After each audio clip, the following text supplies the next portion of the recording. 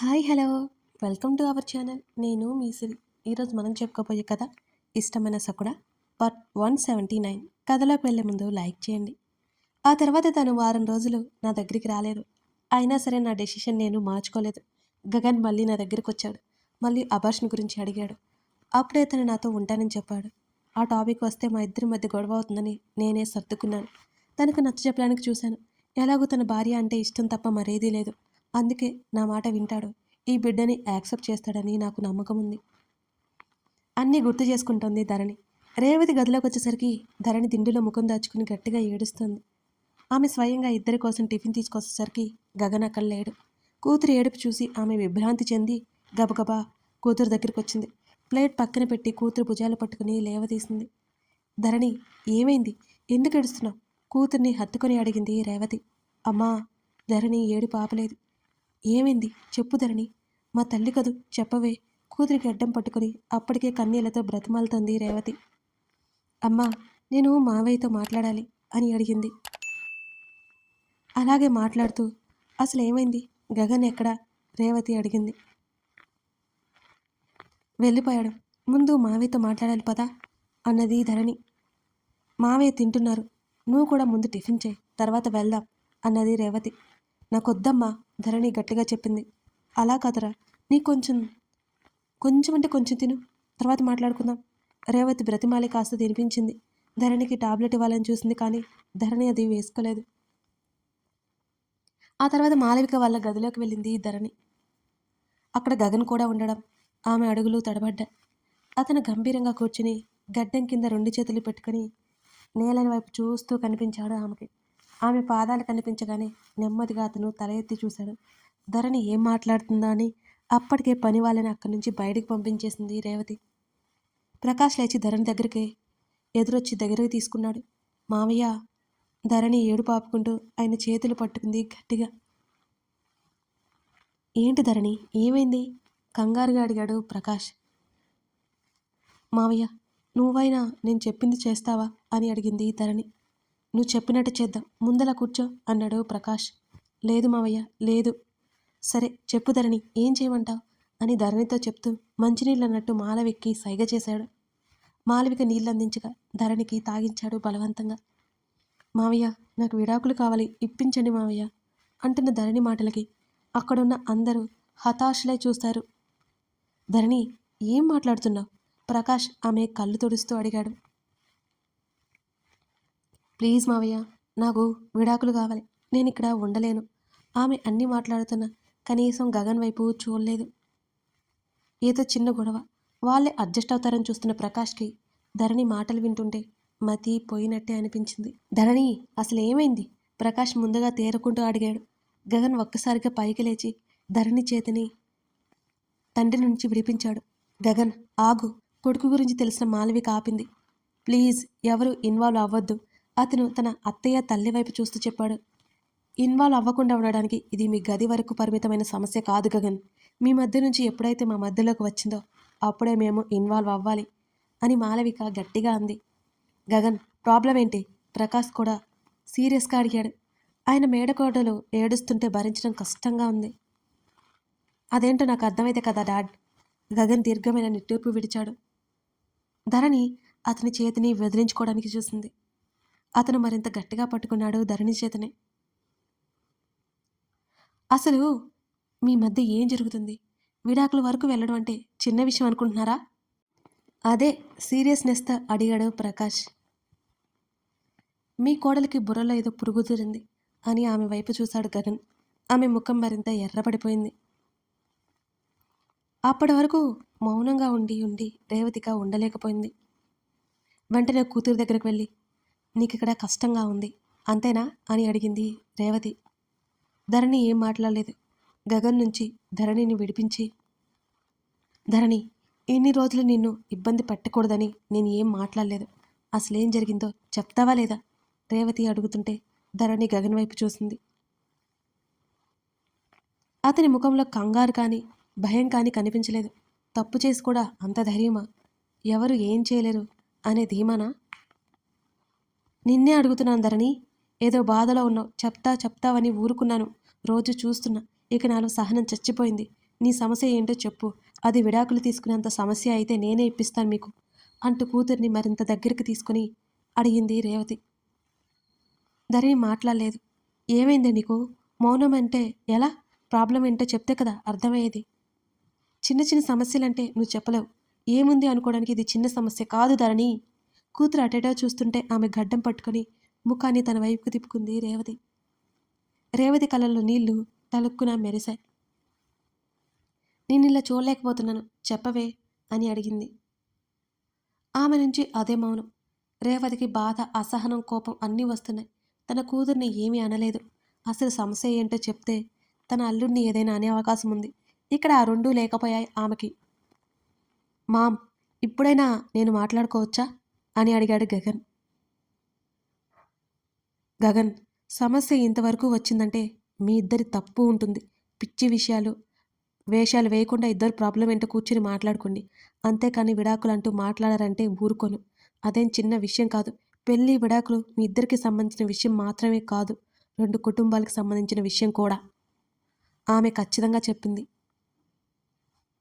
గగన్ ఎప్పటిలాగే ఉన్నాడు. ధరణి, నీ సమస్య ఏంటో చెప్పు. నిజంగా గగన్ వల్ల నువ్వు సంతోషంగా లేవు అంటే, ఎప్పటికీ ఉండలేవు అంటే నువ్వు అన్నట్టు చేద్దాం, కోడలి చేతిని పట్టుకొని చెప్పింది మాలవిక. ధరణి ఎంతకీ మాట్లాడలేదు. అతను అక్కడి నుంచి ఆమె తీసుకెళ్ళిపోయాడు. ఎవరు ఆపలేదు. ధరణి ఏదైనా చెప్తే వాళ్ళు ఏదైనా చేయడానికి చూస్తున్నారు, కానీ ఆమె ఏం చెప్పట్లేదు. సైకియాట్రిస్ట్ దగ్గరికి కూడా తీసుకెళ్ళిపోయినట్టు తెలిసింది. వాళ్ళకి కారణం ఏంటో తెలియలేదు అసలు. ఇద్దరు రోజు రోజుకి సాల్వ్ చేసుకుంటారని చూస్తూ ఉంటే అది మితిమీరుతోందని వారికి అర్థమైంది. వాళ్ళిద్దరూ ఇలా విడిపోవడం వేదన్ని లేవనెత్తింది అందరిలో. ఆమెను గదిలోకి తీసుకెళ్ళిపోయాడు గగన్. మాలవిక చెబుతుంటే రేవతి ఆపింది. వెళ్ళబోతుంటే రేవతి ఆపింది. మాట్లాడుకొనివ్వు వదిన. రేవతి మాటలకు మాలవికని ఆపిందిక. ఏం మాట్లాడుకుంటారో మాట్లాడుకొనివ్వు, ఏటో చూస్తూ గంభీరంగా చెప్పింది రేవతి. తన ఎదురుగా ఉన్న గగన్ వైపు చూసింది ధరణి. ఆ కళ్ళు కోపంతో ఉండాలి, కానీ లేవు. తను హేట్ యూ చెప్తేనే నానా గొడవ చేశాడు. తను డివోర్స్ వరకు వెళ్ళినా అతనికి బాధ లేదు. కారణం అతనికి కావాల్సింది ఇదే కదా, ఇంకెందుకు బాధ? ఆమె భుజాలు పట్టుకుని, ధరణి, నీ ప్రాబ్లం ఏంటో చెప్పు, ఈ క్షణమే విడాకులంటే ఇచ్చేస్తా అని అన్నాడు గగన్. తను ఆల్రెడీ చెప్పింది కదా, అతనికి విషయం తెలుసు. మరి ఎందుకు ఇలా అడుగుతున్నాడు? ధరణి, నిన్నే అడుగుతున్నాను అని ఆమె చెంపల మీద చేయి వేసి ఆమె ముఖంలోకి చూశాడు గగన్. ఆమె అతని చేతులు విడిపించుకుంది. మరోసారి నిట్టూర్పు వదులుతూ ఆమె చేతులు పట్టుకుని బెడ్ మీద కూర్చోబెట్టి మంచినీళ్ళు అందించాడు అతను. మేఘన నీ ప్రాబ్లం, యామ్ ఐ రైట్? ఆమె కళ్ళల్లోకి చూశాడు అతను. ఆమె కాదని చెప్తుందని ఆశ. ధరణి మళ్ళీ మౌనంగా ఉంది. నిన్నే అడుగుతున్నాను. మౌనంగా ఉంటే నాకెలా తెలుస్తుంది? ఇక్కడ ఏముందో నాకెలా అర్థమవుతుంది అంటూ అతని కంత దగ్గర, ఆమె కంత దగ్గర వేలు పెట్టి చూపిస్తూ అడిగాడు. నిన్నే అడుగుతున్నాను. అతనిలో సహనం పోతోంది మెల్లిగా. వెంటనే అతని చేతులు విసిరి కొట్టింది. ఆమె పక్కనే ల్యాంప్ టేబుల్ని పక్కకు తోస్తుంది. అది భల్లున శబ్దం చేస్తూ కింద పడింది. అతను తొనకలేదు. ఆమెనే చూస్తున్నాడు.